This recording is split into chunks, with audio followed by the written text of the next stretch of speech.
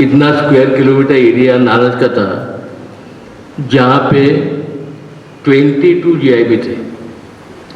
उसी वक्त हार्डली हमारा एरिया जहाँ पे हमने 6 GIB देखा, दैट वाज हार्डली 100 स्क्वायर किलोमीटर ईज, बराबर हार्डली 100 आहे, 100पेक्षा पुष्कळ कमी आहे। तिथे 6 GIB आणि प्रोटेक्टेड एरिया जो 8000 स्क्वेअर किलोमीटर होता प्रोटेक्टेड एरिया, तिथे 22 GIB। हा जर डेन्सिटी वाईज रेशिओ काढला तर इट कम्स टू 1:22, 1:22, म्हणजे 1 ॲट नारळ 22 ॲट बरोडा।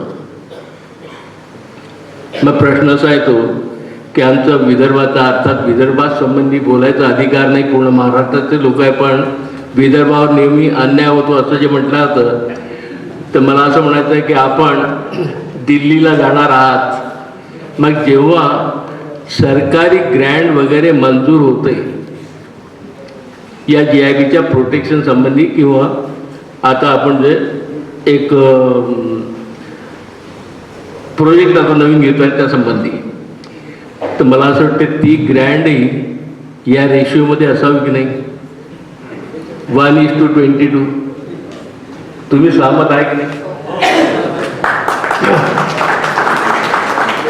म्हणजे पुन्हा मी रिपीट करतो की बरोबर आपला नानस प्रोटेक्टेड एरिया तिथे 1 GIB, हा अनप्रोटेक्टेड एरिया इथे 22 GIB रेशिओ आहे।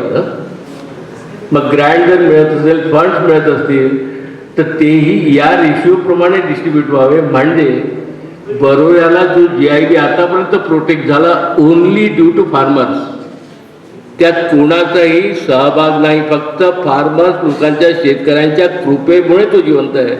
मग त्या शेतकऱ्यांच्या भल्यासाठी काही योजना त्या पैशातून आपल्याला राबवता येईल आणि या GIBला आणखी काही दिवस संरक्षण व्यक्त करतो असं परत म्हणतो। सुरुवातीचं प्रास्ताविक होतं ते अनौपचारिक भाषेतच होतं आणि हे मनोगत सुद्धा अनौपचारिकच असावं संमेलनाची परंपरेला अनुसरून असं मला वाटलं, आणि काही राहिलेल्या गोष्टी मला बोलाव्याशा वाटल्या म्हणून मी परत एकदा ठोसर सरांसारखं दुसऱ्यांदा परत स्टेजवर आलेलं आहे। लाडकेडकर सरांच्या आठवणीने पिंपळापुरा सरांच्या डोळ्यात जे पाणी आलं, अतिशय भावूक प्रसंग आहे।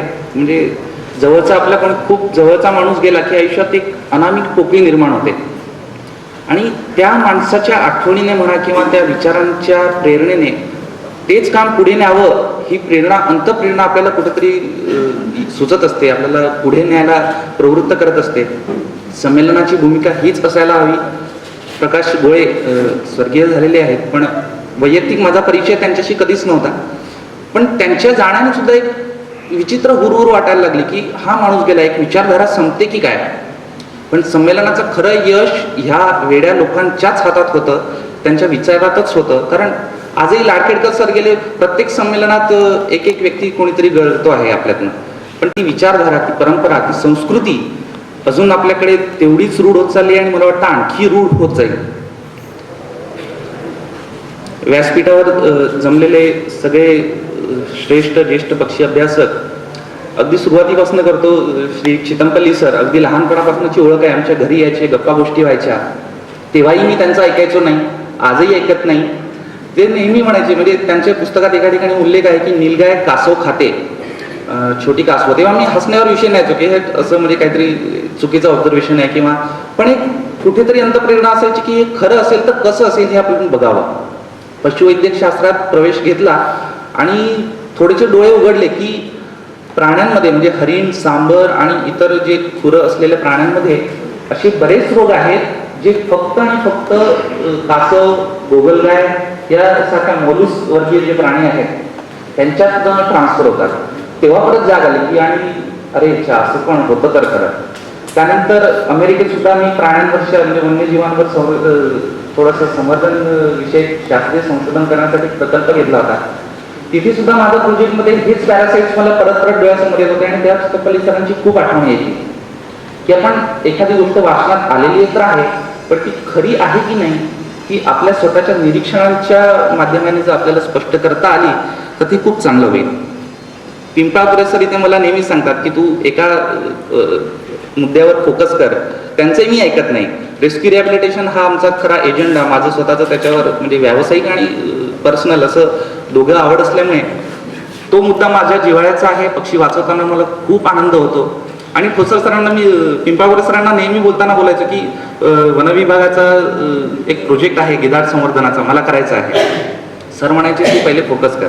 मी त्यांचं आजही ऐकत नाही, कारण काय माहिती म्हणजे मला असं वाटतं मी ऐकतो कोणाचं, तर मी ऐकतो माझ्या विचारांचं. या सगळ्या मोठ्या लोकांचे आशीर्वाद आहेत, वचनं आहेत, त्यांचे बोल आहेत, त्यांचं मार्गदर्शन मी कामी घेतो. आणि ठोसर सर तर मला नेहमी म्हणतात, ठोसर सरांचं एक वाक्य मला खूप आवडतं आणि जे मला स्वतःला आपल्या कृतीतनं स्पष्ट करावं असं वाटतं. है अगर आज उसूलों पर तो टकराना जरूरी है, हो अगर जिंदा तो जिंदा आना जरूरी है, जिंदा नजर आना जरूरी है. म्हणजे एखादं झाड कापलं जात आहे आणि आजचा संवेदनशील माणूस फेसबुक, इंटरनेट माध्यमं जी काय असतील, प्रसार माध्यमं किंवा त्या एका जाळ्यात मोहजाळ्यात इतका गुंतलेला असतो. कॅलिफोर्नियाचं जंगल जळतं आहे 1000 स्क्वेअर किलोमीटर, त्याला बित्तम बातमी असते. 220 स्क्वेअर किलोमीटर कॅलिफोर्नियाचं जंगल जळालं, इथून इथपर्यंत आग लागली, पसरली. पण आपल्या घराशी जरी एक झाड कापलं जात आहे याची लाज आणि खंत त्या माणसाला वाटत नाही, हे दुःख वाटतं. जिंदा आहे तो जिंदा नजर आना जरुरी, हे आपल्या माणसाचं, माणुसकीचं, माणूसपणाचं लक्षण आहे. हे लक्षण आपण केव्हा दाखवणार आहोत? ह्या संमेलनातनं सगळे लोक एकत्र आली, एकमेकांच्या विचारांच्या आदानप्रदानाने, संवादाने, सुसंवादाने जर आपण पुढे नेत नेली तर ती खऱ्या अर्थाने संमेलनाचं यश असं म्हणता येईल. संमेलनाची तयारी जेव्हापासून सुरू झाली तेव्हापासून कौस्तुभदादा, राजूदादा, संजयदादा, जयंतदादा संशोधनामुळे आणि शास्त्रीय अभ्यासामुळे वाचवता आलेले आहेत, हे आपण दृष्टिआड करू शकणार नाही. संमेलन अनौपचारिक व्हावं यासाठी बरेच प्रयत्न केले. गप्पांचे फड रंगावेत, संमेलनादरम्यान आपल्या एकमेकांशी सुसंवाद व्हावा. आणि औपचारिक कॉन्फरन्सेस ज्या होत्या त्या अगदी नॅशनल इंटरनॅशनल कॉन्फरन्सेसमध्ये जेवण केलं, निघून जातो आपण आणि एकमेकांशी बातचीत होणं राहून जातात, हे राहू द्यायचं नव्हतं. म्हणून संमेलनाचं म्हणजे पिंपळापुरे सरांशी पण बातचीत करताना तो एक मुद्दा नेहमी डोळ्यासमोर होता. एवढं करूनही काही औपचारिकता पूर्ण करायच्या राहिल्या, त्याबद्दल मी आपली दिलगिरी व्यक्त करतो. आणि संमेलनाच्या दरम्यान आपण आता ही उणीव जी आहे ती भरून काढूयात असं मला वाटतं. संमेलनादरम्यान वेगवेगळ्या विषयांना हाताळण्याचा प्रयत्न केला गेलेला आहे. आता जे बोललो ते अनौपचारिक गप्पा आपण आता पुढे चालू ठेवूयात. आणि काही जास्त झालं असेल, काही कमी झालं असेल तर आयोजक, आपला लहान भाऊ, आपला मुलगा या नात्याने मला माफ करा. तरी ते न्यूनते पुरते अधिकते सरते करूनी घ्यावे हे तुमते विनवितोसे. धन्यवाद.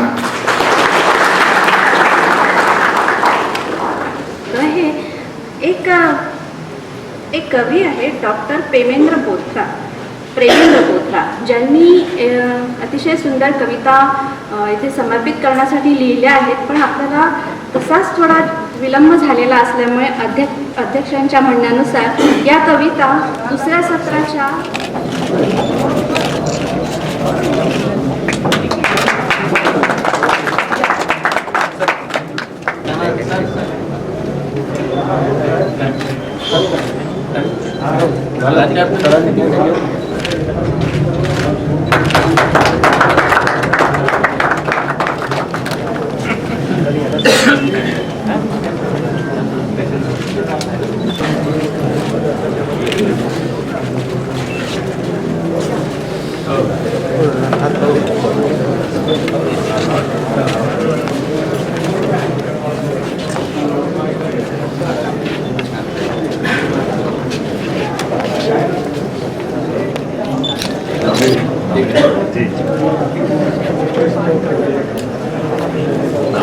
है ना क्या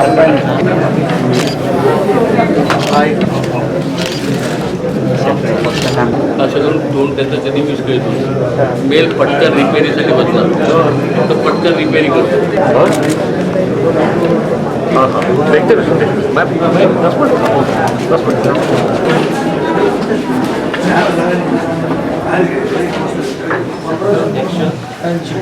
आपलं काम बघत आहे.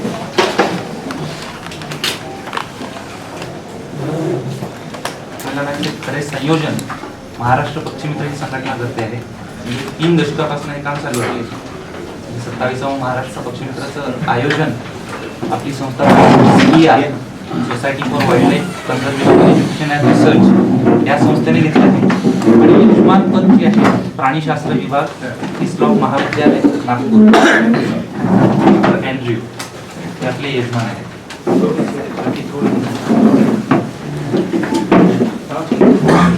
संमेलनाची थीम होती रेस्क्यू अँड रिहॅबिलिटेशन, वाचवणे, त्यांना उपचार आणि त्यांना त्यांच्या नैसर्गिक अधिवासात परत सोडणे ही काळाची गरज ओळखून आम्ही रेस्क्यू अँड रिहॅबिलिटेशन ही संकल्पना निवडली होती. आणि आणखी माझ्या शेजारी आहेत अनिल पिंपळापुरे, डॉक्टर अनिल पिंपळापुरे हे या संमेलनाचे अध्यक्ष आहेत.